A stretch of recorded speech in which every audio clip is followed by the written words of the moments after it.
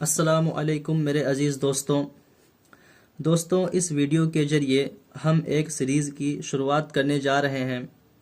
اس series میں ہم آپ کو حضرت سلطان صلاح الدین ایوبی رحمۃ اللہ علیہ اور بیت المقدس کی فتح کے بارے میں بتانے والے ہیں کہ کس طرح حضرت سلطان صلاح الدین ایوبی رحمۃ اللہ علیہ نے تمام مشکلات کے باوجود ہمارے قبلہ اول کو فتح کیا، اور اس سیریز میں کئی دلچسپ واقعات اور مجاہدین کے حیرت انگیز کارنامے ہم آپ کے سامنے بیان کریں گے۔ دوستوں یہ سیریز کافی لمبی چلنے والی ہے، جس میں کئی سارے ایپیسوڈز شامل ہوں گے، اور ہفتے میں 2 دن یعنی فرائیڈے اور منڈے کو ایپیسوڈز ہم آپ کی خدمت میں حاضر کریں گے انشاءاللہ۔ دوستو ہمارے چینل کو سبسکرائب کر لیجئے، جس سے ہماری انٹرسٹنگ اور بہترین ویڈیوز آپ تک پہنچتی رہیں۔ تو دوستوں چلیے ہم آج کے پہلے ایپیسوڈ کی شروعات کرتے ہیں، جس کا عنوان ہے جب زکوئی سلطان صلاح الدین ایوبی رحمۃ اللہ علیہ کے خیمے میں گئی۔ دوستو زکوئی ایک عیسائی لڑکی تھی جو حضرت صلاح الدین ایوبی کے خیمے میں گئی۔ اب وہ کس نیت سے گئی تھی ہم اس کے بارے میں ایپیسوڈ میں جانیں گے۔ تم پرندوں سے دل بہلایا کرو، سپاہ گردی اس آدمی کے لیے خطرناک کھیل ہے جو عورت اور شراب کا دل دادا ہو۔ یہ الفاظ اپریل سن 1157 عیسوی میں صلاح الدین ایوبی نے اپنے چچا زاد بھائی خلیفہ الصالح کے ایک امیر سیف الدین کو لکھے تھے۔ ان دونوں نے صلیبیوں کو در پردہ مدد اور زر و جواہرات کا لالچ دیا اور صلاح الدین ایوبی کو شکست دینے کی سازش کی تھی۔ صلیبی یہی چاہتے تھے، انہوں نے حملہ کیا۔ الصالح اور سیف الدین نے ان کی مدد کی۔ صلاح الدین ایوبی نے ان سب کو شکست دی۔ امیر سیف الدین اپنا مال و مال چھوڑ کر بھاگ گیا۔ اس کے جاتی خیمہ گاہ سے رنگ برنگے پرندے، حسین اور جوان رقاصائیں یعنی کہ ناچنے والی لڑکیاں، اور گانے والیاں، ساز اور سازندے اور شراب کے مٹکے برآمد ہوئے۔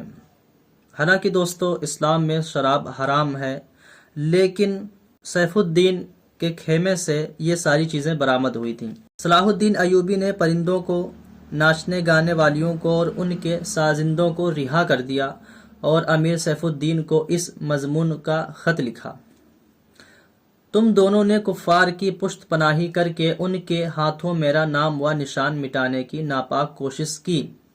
دوستو یہ خط حضرت صلاح الدین ایوبی لکھ رہے ہیں سیف الدین کو۔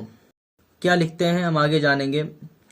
تو انہوں نے لکھا کہ تم دونوں نے کفار کی پشت پناہی کر کے ان کے ہاتھوں میرا نام و نشان مٹانے کی ناپاک کوشش کی، مگر یہ نہ سوچا کہ تمہاری یہ سازش عالم اسلام کا بھی نام و نشان مٹا سکتی۔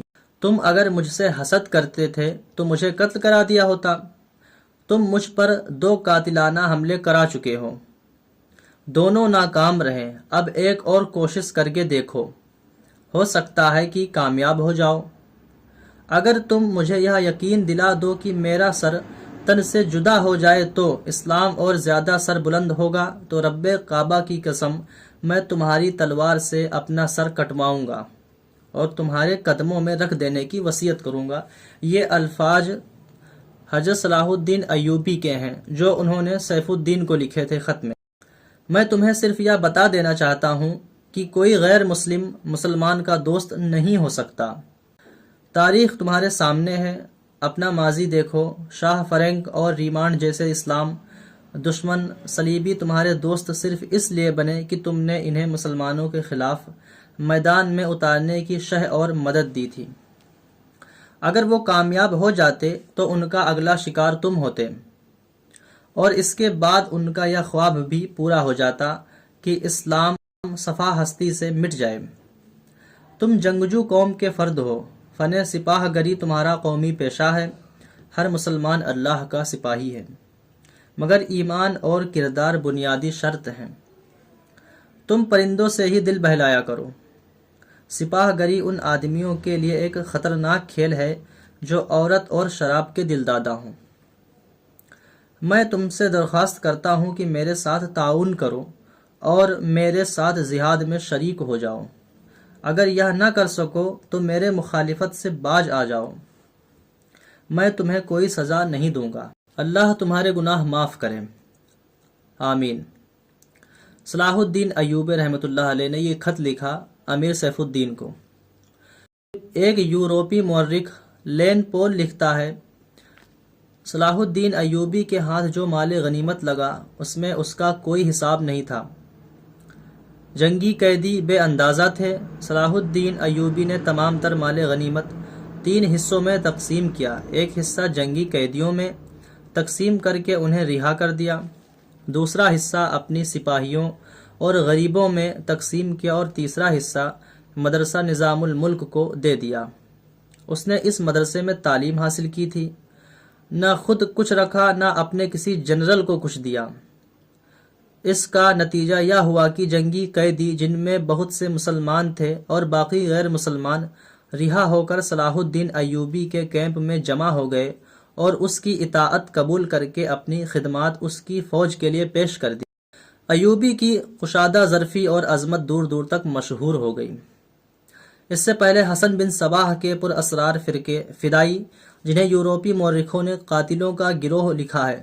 دوستو، فدائی وہی ہیں جو آج کل ہم گیمز میں یا ہالی ووڈ موویز جو ہوتی ہیں ان میں اسیسن کے نام سے جانا جاتا ہے، اسیسینس یا اسیسن، انہی کو فدائی کہتے ہیں، جسے یورپی مورخوں نے فدائی کہا ہے۔ دوستو، آپ کو بتاتے چلے گی جو فدائی یا اسیسنز ہیں یہ حسن بن صباح دوارا ہی ایجاد کیے گئے ہیں۔ ان کا جو اصل لیڈر تھا وہ حسن بن صباح ہی تھا۔ صلاح الدین ایوبی دوبارہ قاتلانہ حملہ کر چکے تھے، لیکن خدائے جل جلال کو اپنے اس عظیم مرد مجاہد سے بہت کام لینا تھا۔ دونوں بار ایک معجزہ ہوا کہ اسلام کا یہ محافظ بال بال بچ گیا۔ اس پر تیسرا قاتلانہ حملہ تب ہوا جب وہ اپنے مسلمان بھائی اور صلیبیوں کی سازش کی چٹان کو شمشیر سے ریزہ ریزہ کر چکا تھا۔ امیر سیف الدین میدان سے بھاگ گیا تھا، مگر وہ صلاح الدین ایوبی کے خلاف حسد اور کینہ سے باز نہ آیا۔ اس نے حسن بن صباح کے قاتل فرقے کی مدد حاصل کر لی۔ یہ فرقہ ایک مدت سے اسلام کی آستین میں سانپ کی طرح پل رہا تھا۔ اس کا تفصیلی تعارف بہت ہی طویل یعنی کہ لمبا ہے۔ مختصر یہ ہے کہ جس طرح زمین سورج سے الگ ہو کر گناہوں کا گہوارہ بن گئی ہے، اسی طرح حسن بن صباح نام کے ایک آدمی نے اسلام سے الگ ہو کر نبیوں اور پیغمبروں والی عظمت حاصل کرنے کا منصوبہ بنایا۔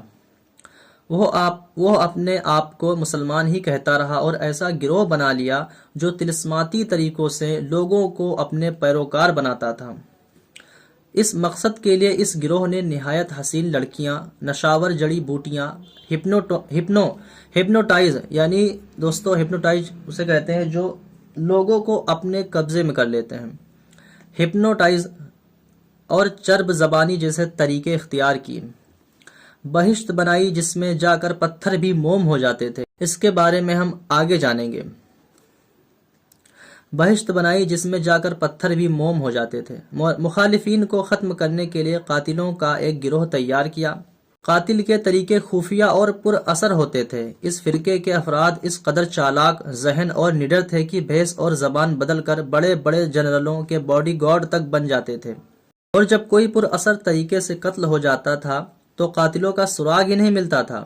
کچھ عرصے بعد یہ فرقہ قاتلوں کے گروہ کے نام سے مشہور ہو گیا۔